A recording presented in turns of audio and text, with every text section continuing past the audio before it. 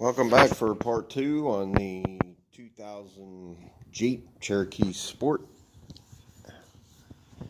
If you've watched part 1 of this video, you saw me tackle well, as you can see, I put the door panel back together, got the master switch working, replaced all those wires. Well, and there's a grommet, but anyway, and put everything back together.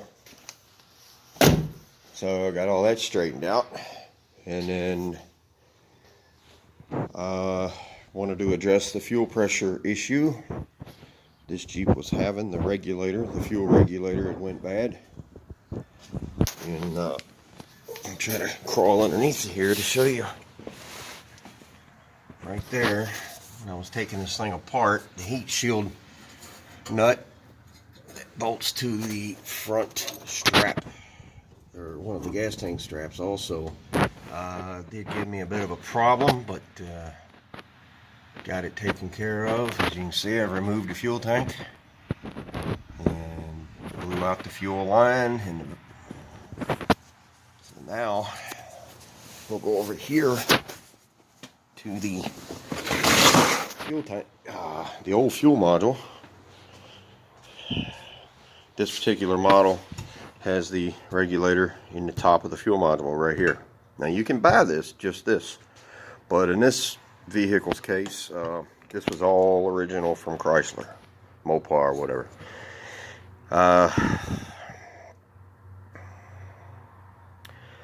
So I chose to get a Carter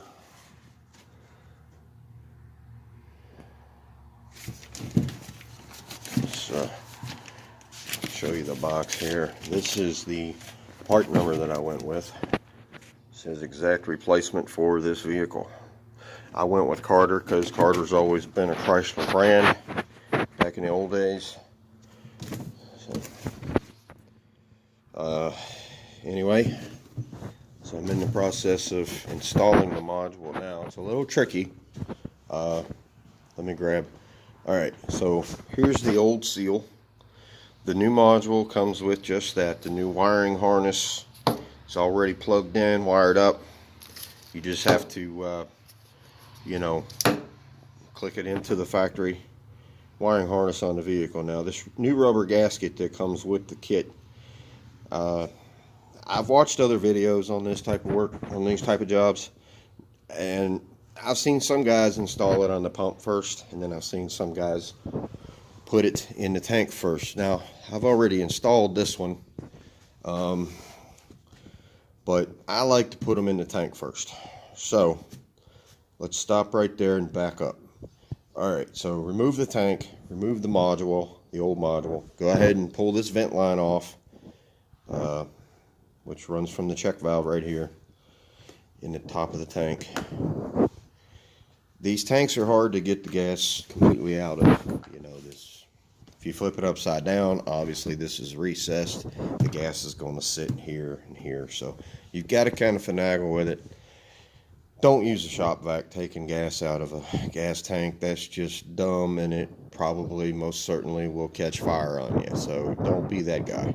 Alright, you can use a clean sponge to absorb the gas, which the sponge isn't going to last long. So the best way to do it would be to use a pretty good size clean towel. Stand the tank up on one end and just like take it out and stick it in there and let it submerge in as much of the little bit of gas left over. And however long it takes depends on how big a towel you use. So make sure you clean the inside of this tank.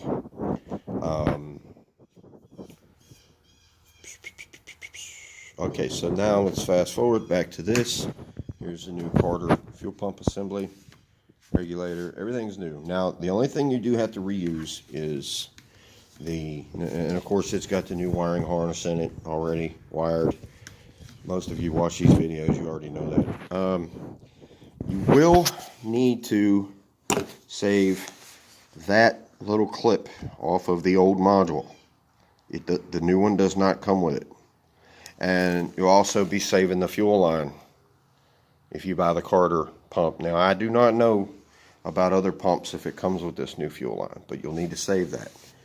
And take your time taking this clip off because it's old. So, so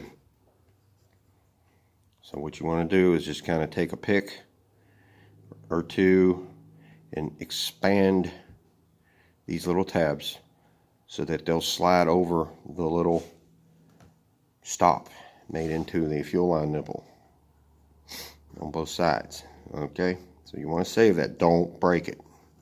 So when you take it off, make sure it's not cracked here or here, anywhere. Just make sure, but those are the critical areas. All right, and then you just take your fuel line, push it on, and you're locked in place. Make sure your module, your new module, you install it in the same direction the old module. It's pretty obvious on this particular tank because it comes straight out the front of the tank. Now put your vent back on. Sorry guys, I'm doing this one-handed because I'm holding the camera. All right, there you go. There you go. So, this tank is really clean. I spent a lot of time cleaning this tank up. Anyway, whatever. So now, ready to install it. For the most part, I just got to make sure I've tightened down the hold down nut. Now these things can be a little tricky. As I said, it takes a little time, so be patient. Sometimes these little nuts get a little bit out of whack when you take them off. Well, this retainer nut. So make sure you clean the threads out real good inside the nut, and make sure that you clean the threads out on the side of on the tank itself. Make sure you clean them up real good with a little nylon brush or something, but do not use a wire brush. It's plastic. So use a nylon brush. All right, well, I think that's all I needed to tell you on this one. I don't have a way to hold the camera and install this tank, as you guessed. Even though it's empty, it's still awkward. So I'm going to put it back up in the vehicle and get it strapped in, get the fuel lines hooked up, get the heat shield secured, plug in the wiring harness. This is really easy stuff. As you can see here, the notorious Mopar wire clip. Boy, these things are fun, especially when they get old. So you pop that loose. See, it's already in lock position, but when you want to take the connector apart from the connector on the vehicle, you release that. Sometimes you got to use a little screwdriver, because what happens is these things get full of dirt and grime, and they don't like to slide real easy. But in theory, this is how easy they're supposed to work. So you're unlocked, pull the connector apart. In other words, you can push down right here if you want to. You do actually have to push down on that, but you have to put almost use your thumbnail right there up to the lock, and then just push straight down, and do the same thing on the other connector, other side of the connector, and pull them apart. And then when you connect the wires back together, lock them in so they don't come apart. If it doesn't lock in, you don't have your connectors put together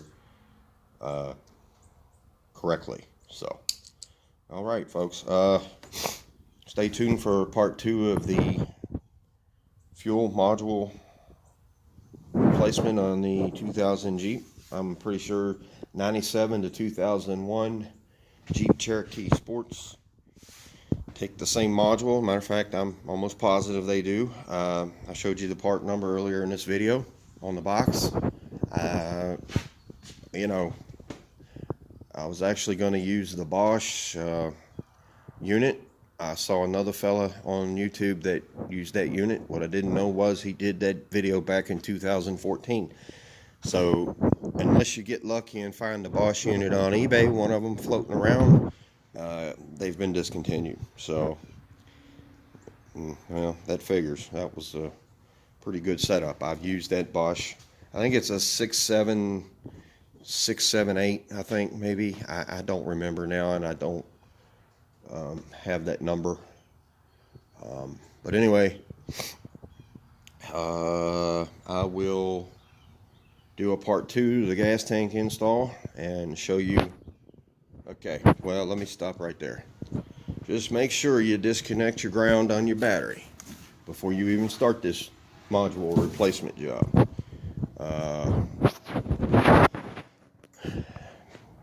Some people leave the battery connected. That's not safe. I don't like doing that. So disconnect the ground on the battery, make sure it doesn't touch any other metal, and then you can get to work. Now you'll have to let the gas tank down real slow. This one still had a half a tank of gas in it, so that was right around 9-10 gallons. I believe that is a 20-gallon tank right there. Yeah, 20-gallon tank. So it had almost 10 gallons in it, a little under. So, you know, gas weighs roughly 8 pounds a gallon. So if you got 10 gallons of gas, that's 80 additional pounds, right? So when you're letting it down on your floor jack or whatever, make sure you have a piece of plywood that fits in between the gas tank straps. See, they're only so far apart, so you know, just do that and be real patient. If you have help, have them just lower the jack for you and you guide it out. All right, guys, stay tuned for part 2 and subscribe to my channel for more of these how-to videos. I'm actually working towards getting a GoPro and a stand, a tripod stand or something like that. I don't know. I just was kind of basing that off, you know, spending that kind of money for that type of equipment based on the how fast the channel grew. So I'm using just a Samsung phone right now. I'm not sure which phone it is. I know it's a Samsung. Seems to do all right. But so like I said, guys, give my channel a thumbs up. Subscribe to my channel if you would for other videos that I've already made and posted to my channel. And for future videos, hit that little bell symbol to the right of the subscribe button, and so you'll get notifications of other videos that I upload to my channel. All right, thanks again, guys.